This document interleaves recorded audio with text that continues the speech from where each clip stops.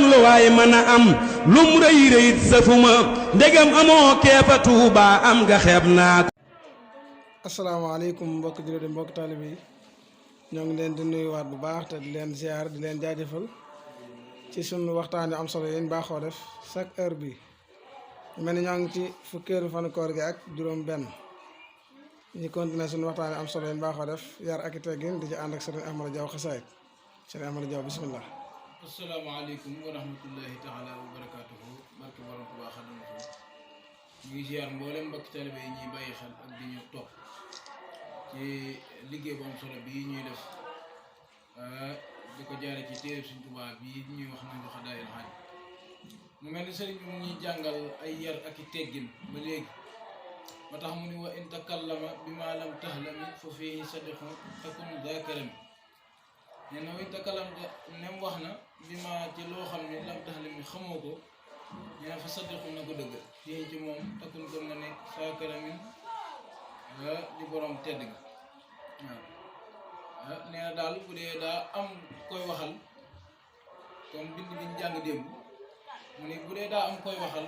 muy wax ak yow ba wax loo xam ne xamoo loola wala yow daal jàpp nga ne du noona nee na wax jooju na nga ko dëggal waaw nee na wax jooju na nga ko dëggal fa xulloxoo lastu ko saa aw kuntu mu'taqidan aw innani jaxiltu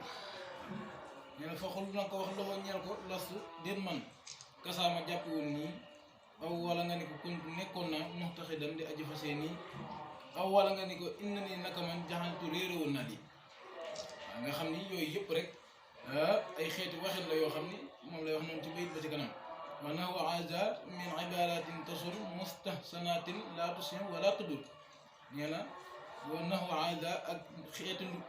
wax yu nduróog yi yëpp waaw wa nahwa aza ak yu nduróog ñoom min ibaratin ci ay xeeti waxin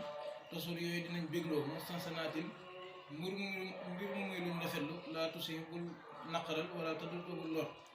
waaw nee na daal buy wax ak yow daal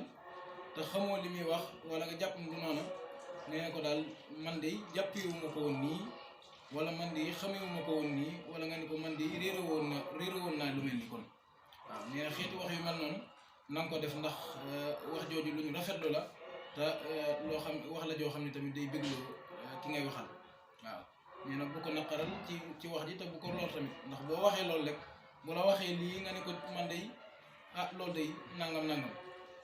waxee ko weneen waxin daal wu dëgër boobaa wax ji mën naa mu xajam waaw waxawit na ngay waxamit na ngay tàmmal waxawit na ngay tàmmal lisaanaka sa làmmiñ xawlal xayri ci wax yiw tafas kon nga tuuf bi ci moom ba toog fa te def na la fégal pour la dayri bépp lor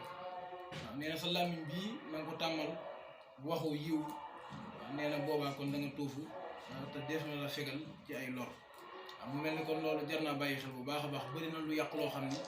wax ak sa moroom ba yàgg nga dugal ci wax ju ñagas moo ko yàq ndax kat ki ngay waxal moom